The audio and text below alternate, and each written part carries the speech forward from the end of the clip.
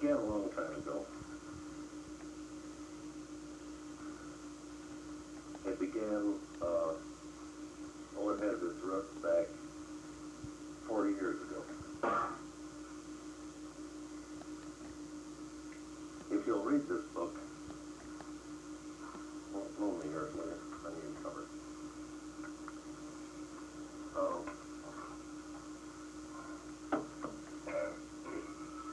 The back of this dust jacket says, concerning the nature, origin, and organization of the Urantia book.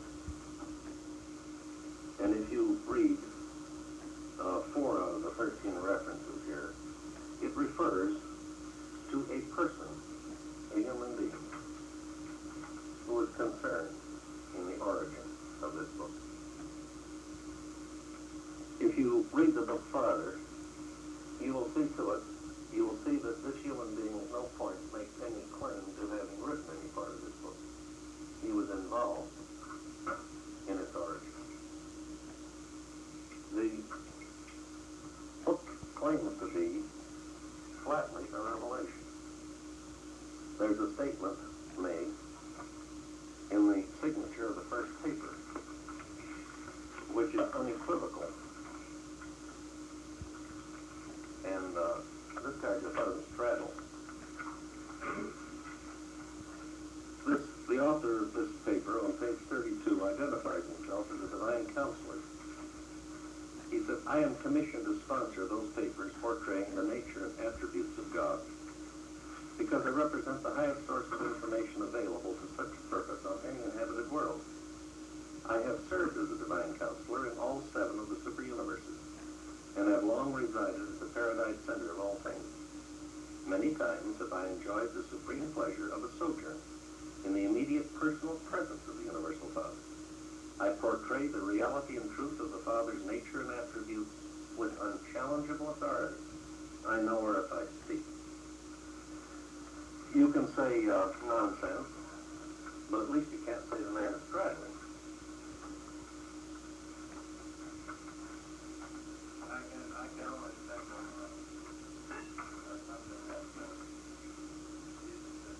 What was that? That's right. Now,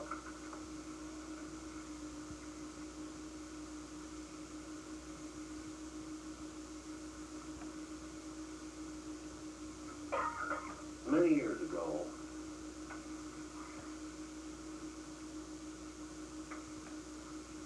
my parents, who were physicians, had brought to their attention the individual who's referred to in this book.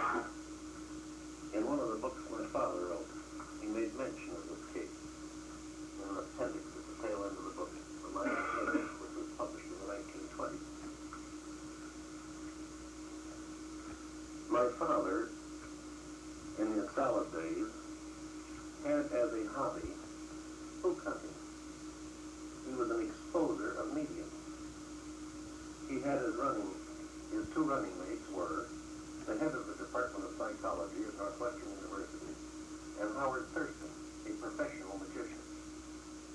When you take a psychologist, a physician, and a magician, and put them together, God helps the medium. There's a book out of print now, which my father wrote, called The Truth About Spiritualism, in which he identifies so-called spiritualists as falling in one of 2 categories. They either are practicing fraud deliberately for gain or glory, or both, or they are self-deceiving. I think in that book he says with one possible exception. These 2 physicians became interested in this case. This man would go to sleep and he'd talk. And what came out was intriguing and different.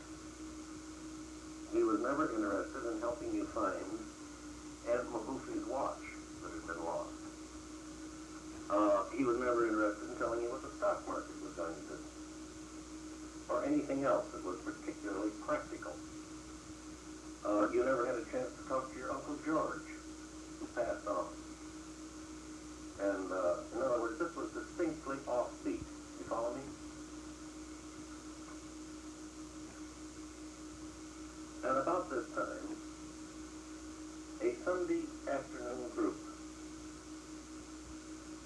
be organized in Chicago at our house. It came about when my father was giving a commencement address. I was in high school then. He was giving a commencement address at Ames, Iowa, at Iowa State. He wrote me a letter.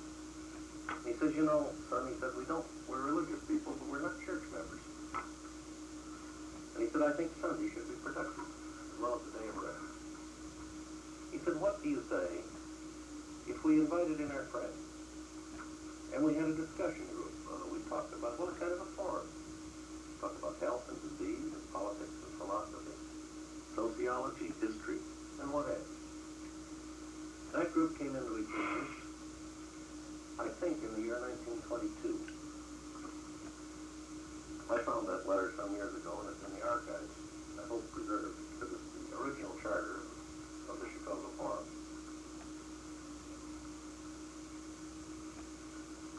In the course of time, this group became interested in spiritualism. Puck was writing these books on spiritualism. And what more natural than they would discuss? Well, what did you find out? My dad was humorously mischievous. He went to a vaudeville show at McVicker's, and they had vaudeville in those days. And there was a mind-reading act on it. And Pop attended twice, held conference with his friends, and the next time he went with a set of wire clippers. And he clipped the wire that was hooking up the guy in the audience with a gal on the stage, at which point she fainted. Is there a physician in the house? And he had the gall to go back and take care of her.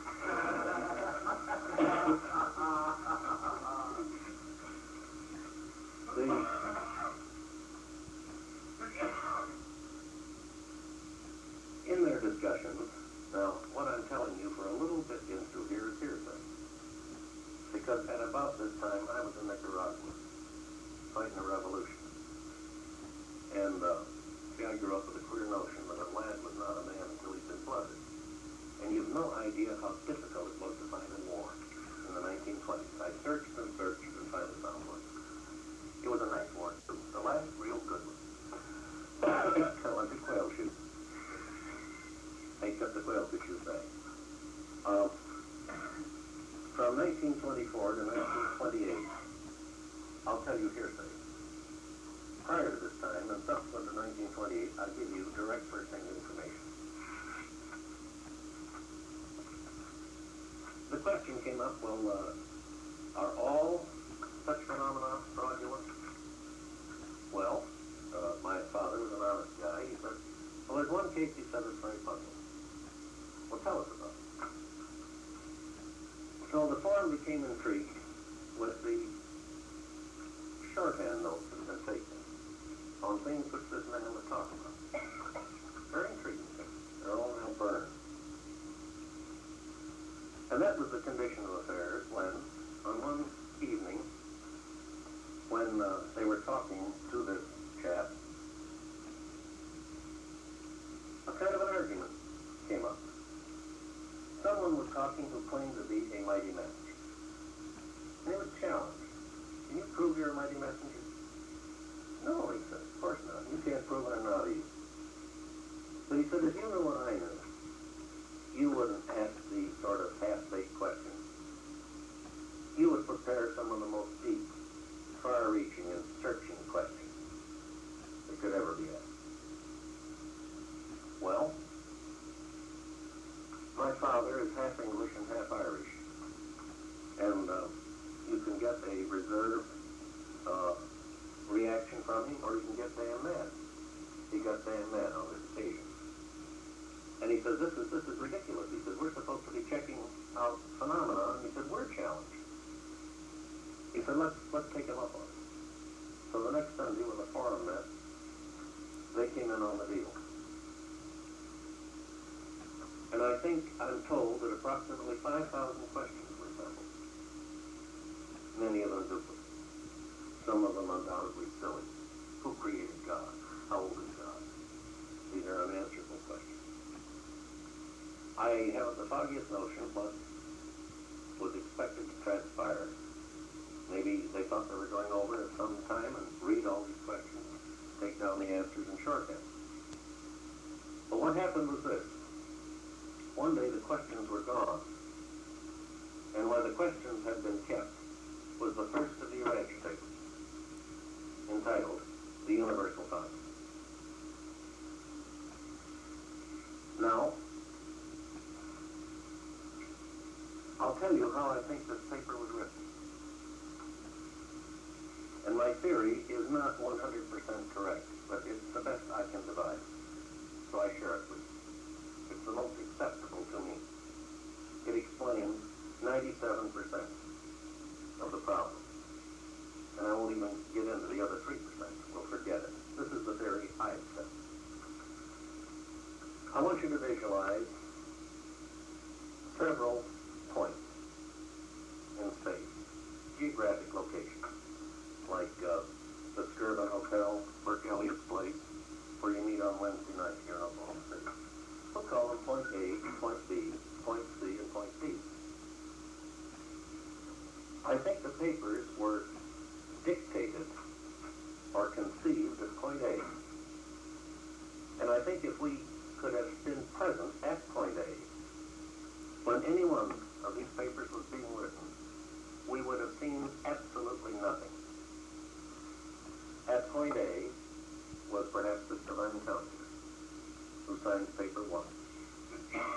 He is presenting his concepts in the language of Uversa. There's a translator there who translates Uversa into Salvington. There's another translator who translates Salvington into Satania. There's another translator who translates Satania into English. You cannot translate from Uversa to English. The languages are too far apart. And I suspect 99% plus of the original concept was lost in translation. English is too primitive a language. How would you operate in, let's say, Bantu, where the arithmetical system is 1, 2, 3, many? That's the end of your numbers. How would you deal with large distances? You see the problem? I think point A was linked by some kind of a circuit, a communication circuit, not a wire, but some circuit over which intelligence is flowing to point B. Now you'd have something to see at point B, but it would be very dull. It would be a man asleep, a very ordinary looking guy, just asleep, doing nothing. Now if you could get to point C, this would be exciting. You remember on the day of the resurrection, the soldiers saw the stone roll away apparently by itself, and they took out double time or triple time for Jerusalem. Now that stone was being pushed. It was being pushed by some secondary midwives, who are non-corporeal beings who can deal with physical substance. At point C, I think you would have seen a very exciting phenomenon. A pencil moving over paper with no visible means of propulsion. That's where the physical writing was consummated. And then there's one more point. Point D, where we found the paper. Now, all during these years, this particular individual who was referred to in this book was never seen to write one of these things. And don't think that we weren't wearing gumshoes with him. If he wrote them, all I can say is he was more clever than a whole lot of us. He was never observed to write one. These papers were read to the forum. At the end of each original paper was a note suggesting the next title on which question should be asked. This is how they let us through the first time. The papers were read to the forum. They generated more questions. And over a period of years, this book accumulated. And eventually, when we had money enough, we published it. In 1950, we completed the preparation of our plates. As money came in, we forecast inflation. This was pretty obvious. so we took the hard dollars we got and we spent them as quickly as we could with the Donnelly Company. We picked Donnelly, one, because they're Chicago. Two, they've got a good reputation for handling indie papers. And not all printers can handle indie papers. Great.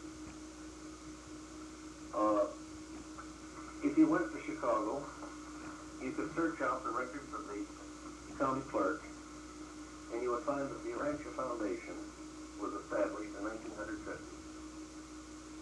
It was established by the anonymous donation of the plate for the Urantia book. You see, we've improved on the Mormons. Joe Smith got gold plates, but we got nickel-plated stereotypes that you buckle right on the press and you print 16 pages. These plates are much more useful. You could go to Donnelly's and say, who did you negotiate with? They say, a chap by the name of W.C. Kellogg. And you would say, well, where is he? Well, he's dead. So that source of information is gone. The Urantia Foundation owns the copyright to this book. There are 5 trustees of the Urantia Foundation. I'm one of these 5.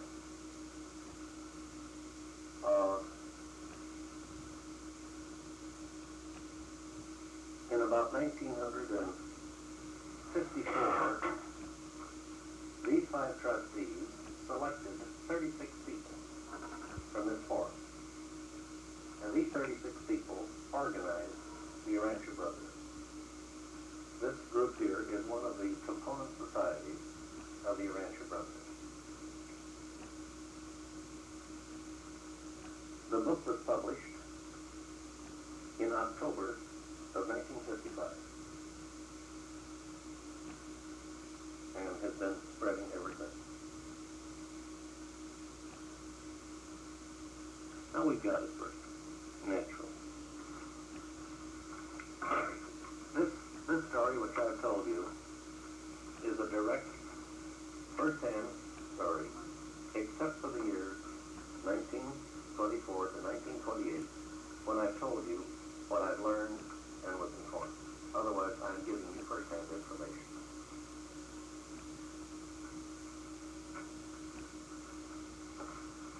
And that's the first time that story's ever been recorded.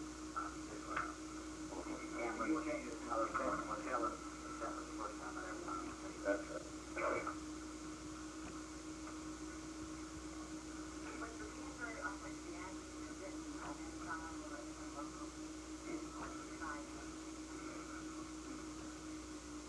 We did all the things which curious human beings do. And we were consistently baffled. Were they written in pencil? All written in pencil, yes. All written in the handwriting of this individual who ruefully remarked, if they ever want to draw on my bank account, I'm a dead duck because the bank will pay that signature. Waiting out all the time. Yes. The next question you should ask is, who is this guy? Well, I had dismissed that. Well, I want to answer that anyway. I took an oath many years ago never to divulge who he is. Now, that oath was required of me and of all other persons who know his identity by the commissioners who sponsored the last of these papers. We think we know why it was required. We think we would have required it of each other had it not been required of us. We think this individual would have asked us to maintain secrecy had no one else asked us. You see, this chap, I think, was picked for this job, as you'll read in here, first because of the qualifications of his photography.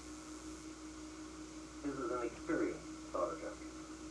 Secondly, because he's got a passion for anonymity. He's a very stable guy. He is the exact opposite of the type of man you would think would be associated with it. Many years ago, I first met Meredith Sprunger, who's a very nice guy. He teaches in a college at Fort Wayne. He's got the faculty involved in this book now.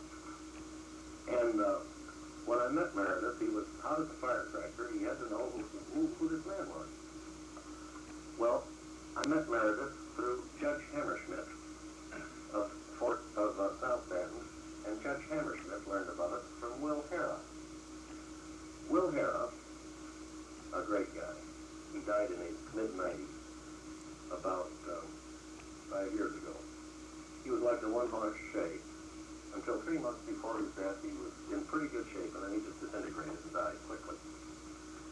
Will Harrell was one of the 4 founders of the National Standard Company, and when I knew him, his honorary chairman. A kindly guy, a tough businessman, and an all-around self-made man.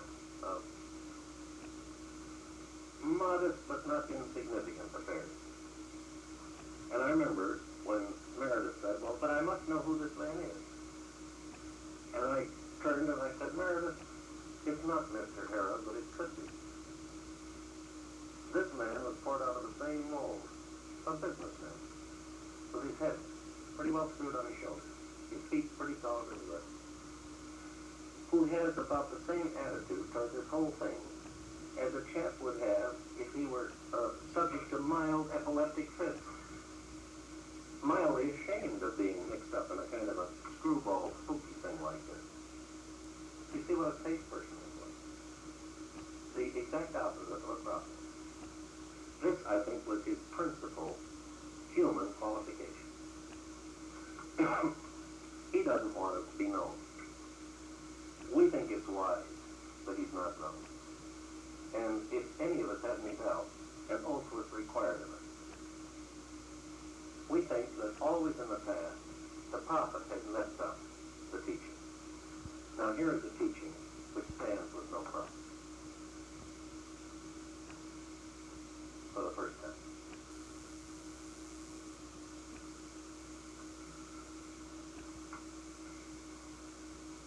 That is an authoritative statement. I was there for most of the time. I recall, well, I'm not a person that you would expect to see messed up with it. I'm a management consultant. I deal with business problems. And I was very suspicious of this when I first encountered it. I put on my gumshoes and I said, where is the gold-plated Cadillac? I mean, who is making what out of it? And when I had checked it out, pretty much from the inside out, and I realized that to be associated with this was going to be mildly expensive. Not in a major way, but it cost a little money all through the years. I said, well, at least there's no commercial motivation here. And then as the book cleared up some problems I personally had, some personal quarrels I had with religion, I said, well, this is pretty good merchandise. I've elected to spend my spare time selling it. I don't get paid for this.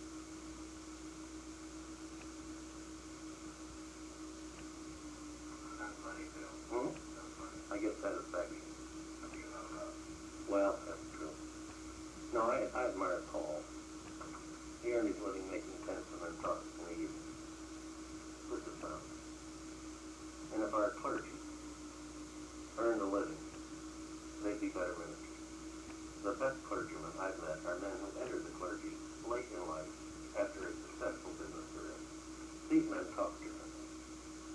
Again, you never can say, was she there, Charlie? There's a great Episcopalian up near Cleveland who was a general insurance agent. He made a pile. And he quit in his early 40s and became an Episcopal minister, a priest. This guy is for real when he talks. He talks our language. Real empathy, yes. Bruce, did you have any other questions you want to ask Bill? No, I think we covered everything. Dr. Martin, did you have any more? No, Are you pleased? Huck, how about you? Do you have any questions? Sure. Any questions? Sure. Can I ask you this? Urantia validation, the protocol for experience of UFO. No. As far as I know, they have nothing to say on the subject of flying saucers. I had a wonderful experience out in California. My last visit out there's a perfectly grand guy who's a flying saucer addict. And when he met me, he was sure I had his instructions. And the next day, he said when I said I had to go powder my nose, he followed me in the named Zippy, because he was sure this was his signal to come in there and get his instructions. And of course, what I did there is what I always do there, no more and no less.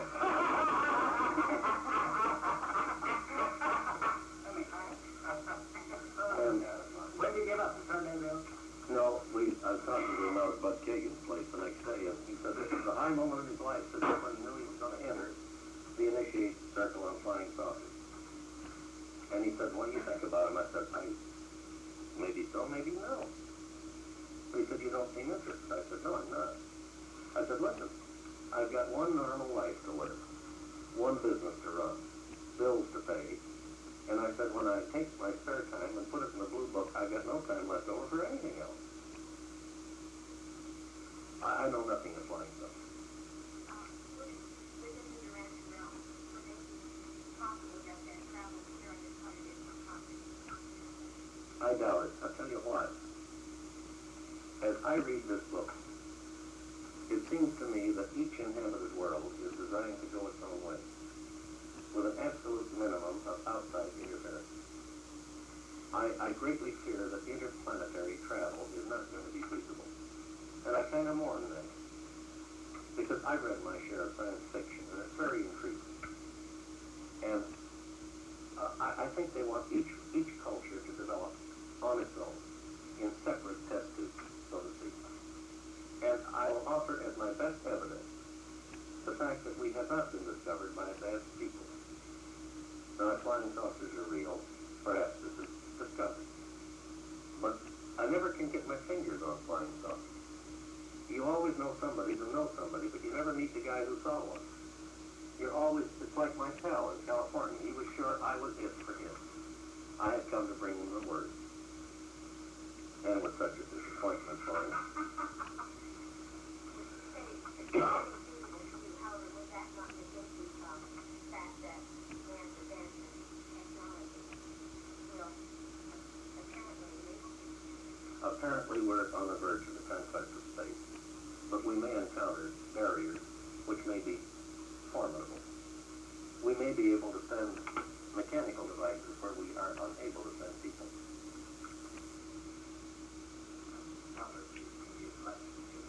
I don't know, is my answer. I have no right to any real opinion about UFO.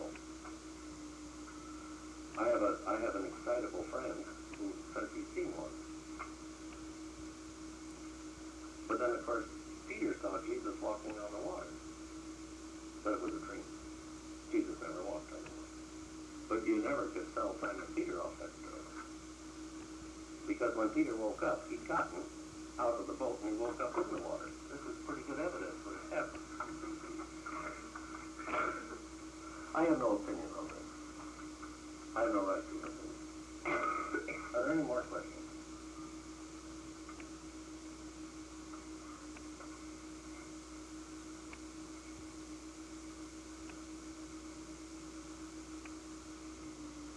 Howdy tonight, yeah. May I ask how the numerical forms in the Urantia idea is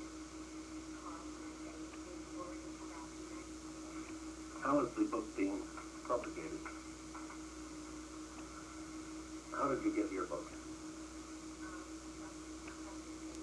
A cousin in St. Louis. How did your cousin get the book? From Harry Dolman, who was in Columbus. Harry Zolnick. You know how Harry Zolnick got it? In the 20s. This is how it's going. From person to person, where the two people are close enough so that the friendship will stand the strain of exposure to the Urantia book. This sets up a little stress. You know, this book looks pretty kooky the first time you look at it, let's face it. And you have to have some confidence in the person that gave it to you. Enough confidence to keep from chucking it in the wastebasket right away. We've experimented sending this book out broadside. Many years ago, 50 books were sent out by the Domestic Extension Committee of the Brotherhood. That's the U.S. Sales Committee. You get fantastic people in a movement like this. You don't have a general manager, you have a secretary general. money had been given for this purpose. The group said, let's experiment. I'm in favor of it. Because this happens to be the first revelation I have had any connection with. So I have no experience on how you launch these things. I was sure that this venture would be fruitless. It was. All of these very fine people, from Pearl Buck to Rabbi Mann, I don't know, maybe someone to Queen Elizabeth and Winston Churchill, as far as we know, they never got the book. Later on, Pearl Buck was exposed to this book by a neighbor, and she denied ever having seen it before. So I know one book failed to reach its destination. These are the type of people who are deluged with things of this sort, and who have secretaries who see to it that things of this sort go to the wayside. Now, conversely, where I have sent this book to people I know well, it's always been received. Simply because I sent it, and they respect me enough to take a respectful look at anything I would take the trouble to send to them. And of course, the book does look formative.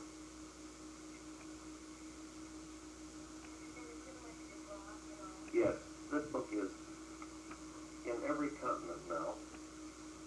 It's sprinkled all over Europe. It's in South Africa.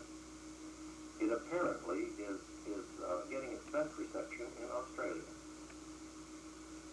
The French translation of this book is on the press right now. That's an interesting story. One of the members of the old Chicago Forum is a gal who buys corsets. Of course, the corset, right, is just to me the earthy touch. And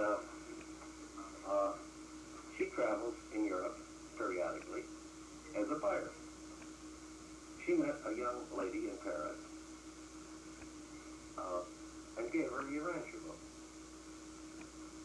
This young lady took the book home and showed it to her father. Her father's name is Jacques Weiss. He's an Alsatian. He looks exactly like a Prussian, and is French to his fingertips, and has no use for crowds.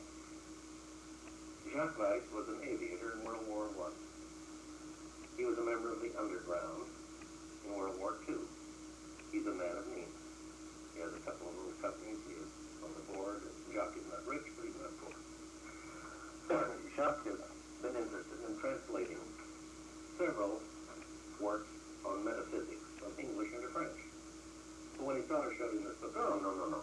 Very formidable. It's too big. He said, I have no time for that. But his daughter began asking questions about the book. So in self-defense, he began probing to see what this book was about. And he became intrigued. He began telling his French friends about this book. And he'd try a phrase here and a phrase there. The next thing he knew, he was translating the book. The translation was completed and checked. Over half of it is in type right now. This year we'll see the first non-English edition of the Urantia book. It'll be published in 3 volumes, paperback, and box. I've seen the first volume.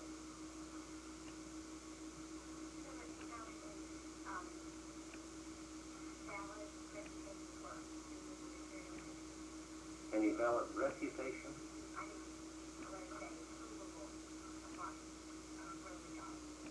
Well, I'll say this. Our science has already outgrown this book. As the book itself warns us will happen. This book is already outdated. This book is up to snuff for about the year 1950. They've grown beyond it. The thing I've been watching for is archaeological work. You see, there's a gap between Second Eden and our oldest city. This gap is formidable because Second Eden goes back 20, 25, 30,000 years. And yet the oldest cities that we've identified, with one exception, go back to about 4,000, 5,000 BC. Now in the last few years, a major breakthrough has taken place in the excavations at Jericho. And they used carbon-14 in dating, which is pretty accurate. There's a gal archaeologist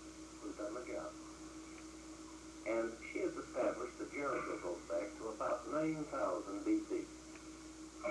This is a major breakthrough. And it's all the more major because she's also established that Jericho is not the oldest city. Because on the third level of Jericho, they suddenly find sophisticated pottery, which was introduced by invaders. And they know that the pottery evolved in cities which were older than Jericho. This is the first big breakthrough, and the first time that we have anything to go along with a site that Pompili excavated up in Russian Turkestan, which he dates a bronze sculpture at 9,000 BC. This thing sort of stands out, and nobody pays any attention to it because it doesn't fit in. I think the archaeologists are going to come the nearest to validating the chronology of the book. And this is the first breakthrough, and it's only 3 years old. The best account of it I found is in Volume 12 of Toynbee Studies History. He gives a pretty good write-up there in a couple of pages of what's happened in Jericho. Toynbee. Volume 12. Reconsideration, in which he admits he was wrong in some areas. I think that's accurate theologically. It elevates the long calendar. That's very accurate. Yeah. Question?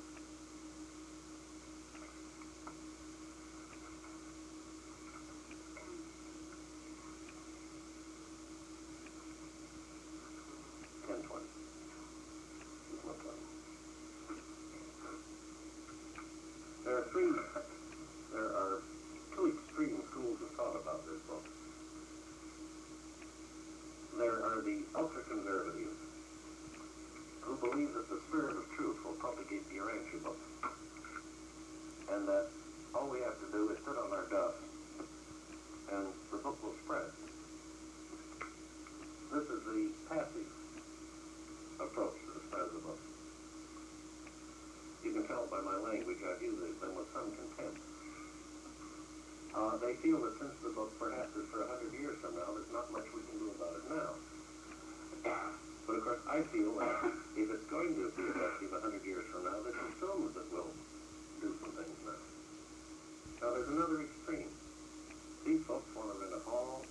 Let's take a full-page ad in Life magazine. Let's beat the drum. Let's get Batten, Barton, Durston, and Osborne on the job. Let's get some high-powered Madison Avenue public relations type things going. Let's broadcast it. I don't buy that either. I think I don't buy that because this has been experimented with in small ways, and the results have not been fruitful. The technique that seems to work is person to person, from tinkers to Evers to chance, where Evers knows tinkers and chance knows Evers. This works. At least you get a hearing. I'm careful who I send this book to, but I'll take a chance. It's only $12. I just want a reasonable gamble. No, we haven't. We haven't applied for one. I don't know what we do with it if we got it.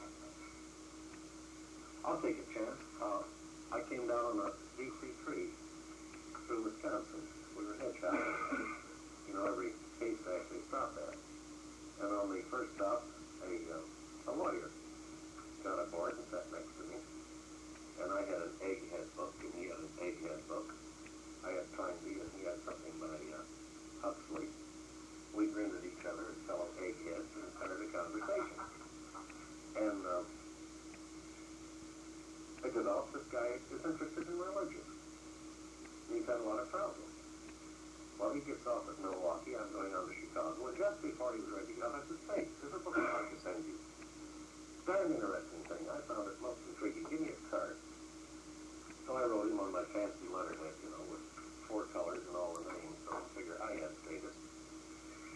And told him the book was coming. I had Crotch Brentano started because this looks real, commercial and on the up and up. And I got a nice letter from him. Well, there's a chemist who settles up in Wisconsin and is a good buddy of mine and a darn solid Urantia. So I wrote Jimmy and I said, this is in your sales territory, make a call. So that's Jim's need. He gets to Manitowoc. There he